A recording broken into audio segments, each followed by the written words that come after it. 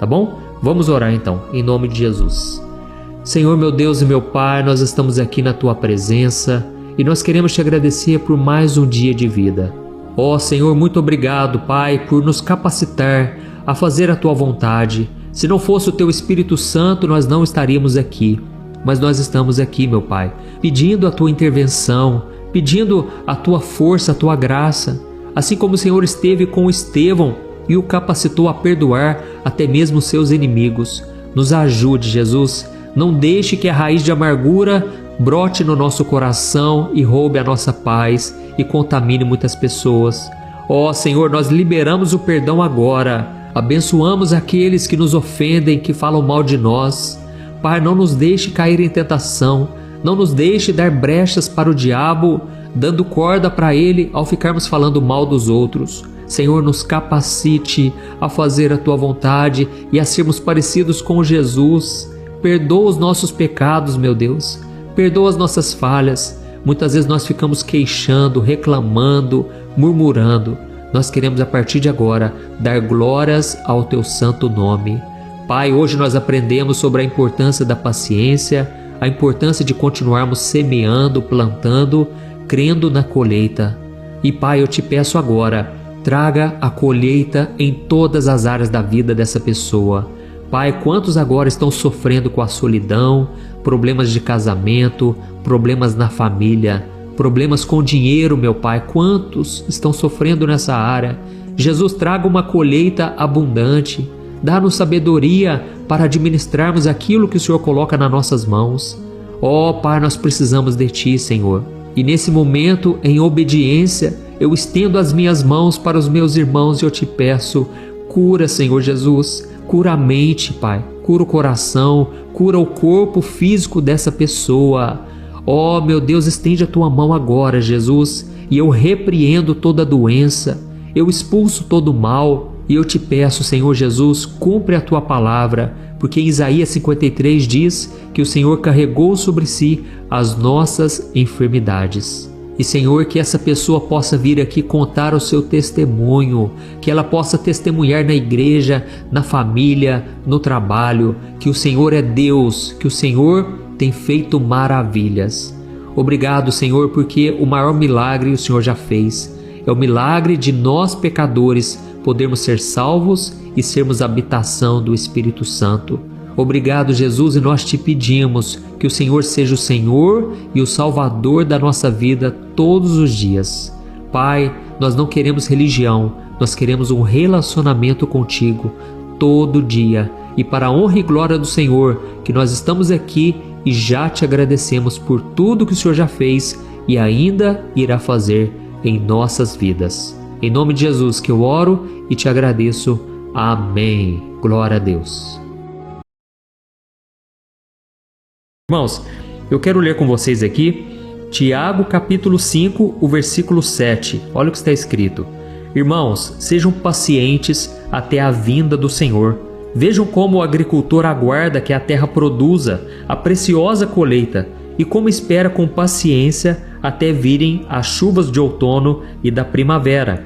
Sejam também pacientes e fortaleçam o seu coração, pois a vinda do Senhor está próxima. Olha que interessante, irmãos. Aqui o apóstolo Tiago está dizendo o seguinte, olha, irmãos, assim como o agricultor, ele espera até que uma semente brote e dê frutos e traga colheita, assim também nós devemos esperar pela vinda do Senhor. Assim também devemos aguardar com paciência as promessas de Deus se cumprirem. Amém? Tem pessoas, irmãos, que parece que orou hoje à tarde, hoje à noite, a pessoa já quer a resposta. Irmãos, não é assim. A nossa oração é uma semente que você planta no terreno de Deus. E Deus sabe a hora certa dela produzir frutos. Amém? Tem coisas que as pessoas fazem, irmãos. Tem orações que elas fazem que vão durar uma vida inteira. Esses dias mesmo eu ouvi um testemunho de uma pessoa dizendo que a mãe dela orou a vida inteira. Irmãos, ela ficou tão doente, a mãe, porque não via resposta, não via nenhuma saída. A mãe foi adoecendo e ela acabou morrendo disso, você acredita? Eu já tinha ouvido falar sobre isso, mas eu vi um caso real. A pessoa morreu de desgosto, de sofrimento. Irmãos, isso tudo abala muito o nosso físico. Nós precisamos tomar cuidado com a nossa saúde mental e emocional, tá certo? Então essa mãe, ela ficou muito triste porque viu o filho nas drogas, não tinha mudança, nenhum sinal de melhora. E eu não estou aqui para julgar essa mulher de forma alguma, tá bom? Eu já desanimei várias vezes, eu já quase me desesperei. Se não fosse a graça do Senhor, eu teria ficado muito assim abalado, porque a gente ora muitas vezes e a resposta não vem.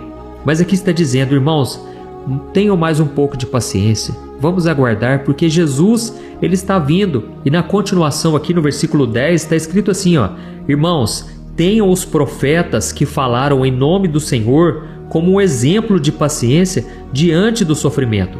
Como vocês sabem, pessoas felizes são aquelas que mostram perseverança.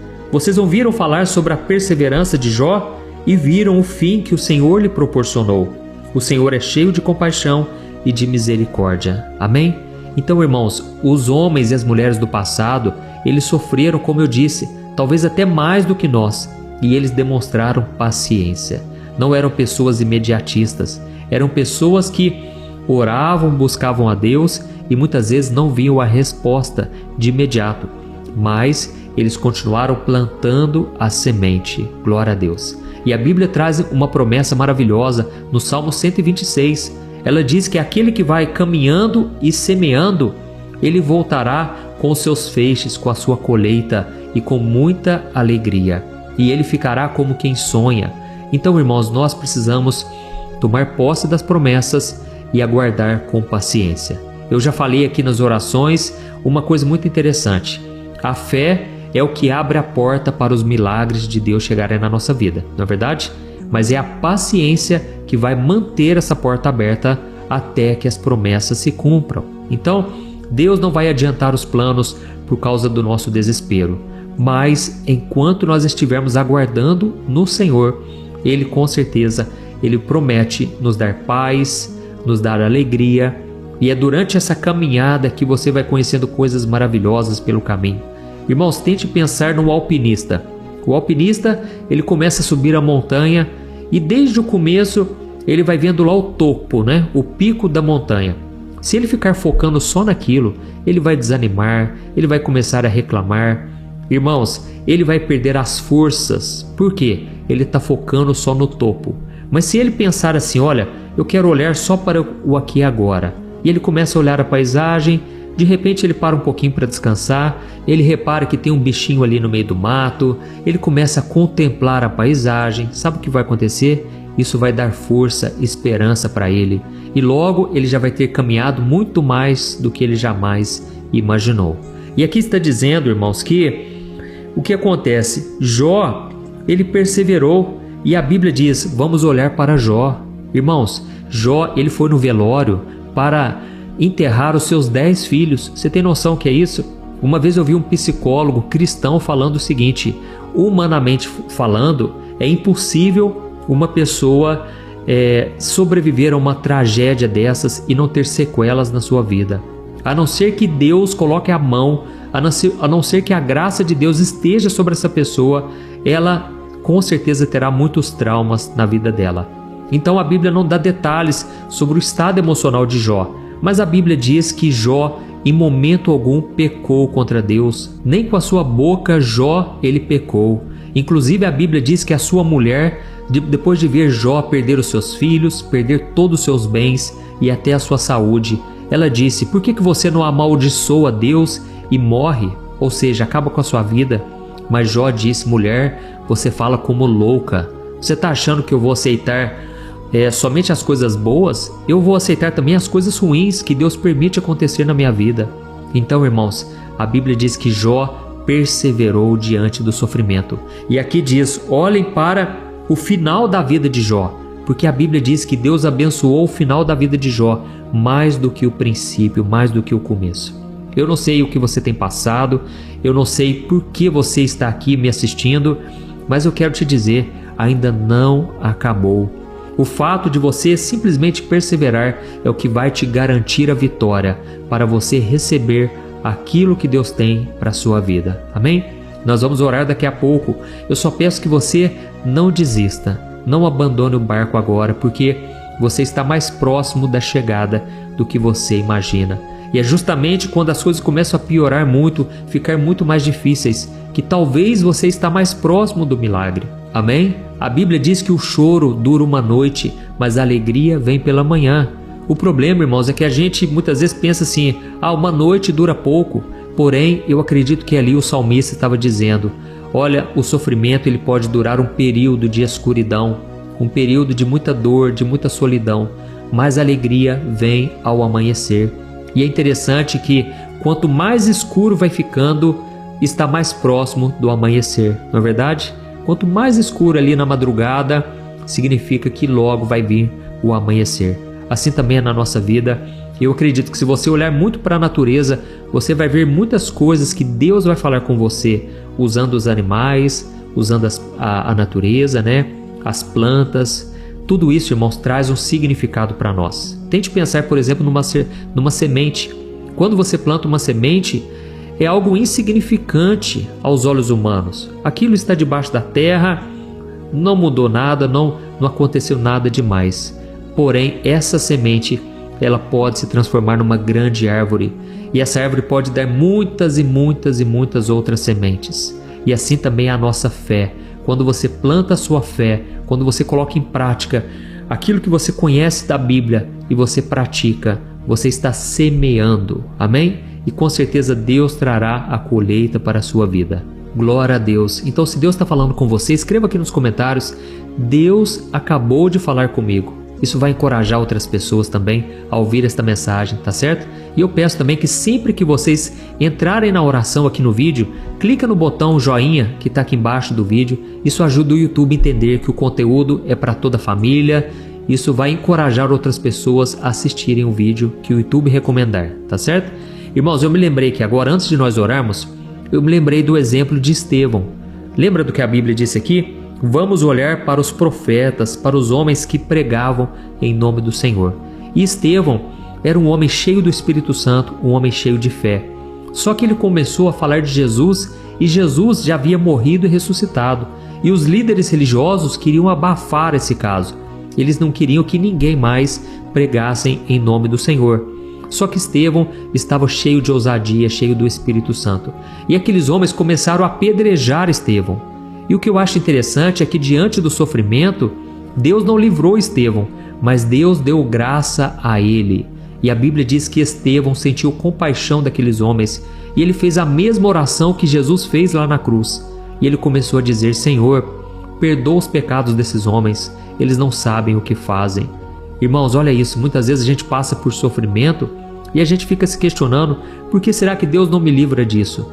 Talvez o que Deus quer fazer é aperfeiçoar o poder dele na nossa fraqueza, porque a graça dele é suficiente para nós. Amém? Então, nós devemos entender o seguinte, Estevão acabou morrendo, ele foi o primeiro mártir, a primeira pessoa a morrer por Jesus. Só que sabe o que aconteceu? A Bíblia diz que as roupas de Estevão foram jogadas aos pés de Saulo, aos pés daquele homem que perseguia e mandava matar cristãos. E esse homem futuramente se tornou o apóstolo Paulo. Esse homem teve um encontro com Jesus e mesmo depois do seu ministério, ele falava de Estevão, porque aquilo ficou marcado na vida dele. Como aquele homem pôde entregar a sua vida assim, morrer por um Cristo que nós achávamos que estava morto, mas na verdade aquele homem estava cheio do Espírito Santo.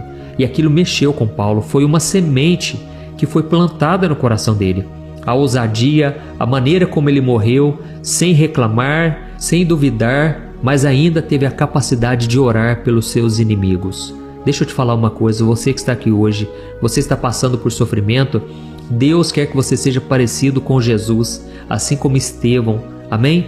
Ore como Estevão e você vai ver Deus te abençoando. Comece a inverter a sua oração, pare de ficar desejando mal para o outro, comece a orar por ele, porque a Bíblia diz que Deus restaurou a sorte de Jó quando ele estava orando pelos seus amigos. E quando Jó começou a orar pelos seus amigos, Deus mudou a história dele. Aleluia!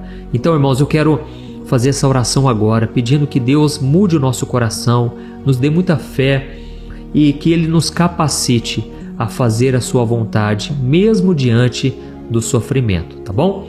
Eu vou colocar aqui, eu já estou aqui com o óleo.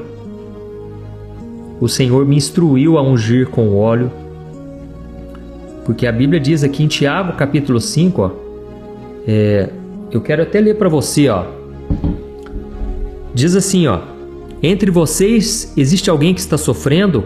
Que ele ore. Há alguém que se sente feliz? Que ele cante louvores. E entre vocês existe alguém que está doente? Que ele mande chamar os presbíteros da igreja, para que estes orem sobre ele e o unjam com óleo em nome do Senhor. A oração feita com fé curará o doente, e o Senhor o levantará. E se houver cometido pecados, ele será perdoado. Portanto, confessem os seus pecados uns aos outros para serem curados. A oração de um justo é poderosa e eficaz. Amém? Então o Senhor me deu essa instrução de começar a fazer essa oração, ainda que à distância, de nós orarmos aqui, irmãos, através do óleo que representa o Espírito Santo, tá bom? O interessante é que aqui diz assim, ó: a oração feita com fé curará o doente e o Senhor o levantará. Ou seja, o poder não está no óleo. O óleo é um símbolo espiritual. Muitas vezes a gente não entende as coisas espirituais porque elas se discernem espiritualmente. Então, se Deus deu essa instrução, nós devemos obedecer, certo? E só um detalhe aqui que eu me lembrei, esses dias eu li um comentário aqui: pastor, eu gostaria muito de poder ungir a minha casa, ungir pessoas aqui na minha família. Eu posso usar o óleo de cozinha? Ô, minha irmã, é claro que pode. Tudo vai da sua fé, amém? Você pode pegar o óleo ali e comece a orar em cima dele, comece a consagrar e pedir a Deus que use esse óleo para abençoar. Glória a Deus. Então nós vamos orar e depois da oração eu peço que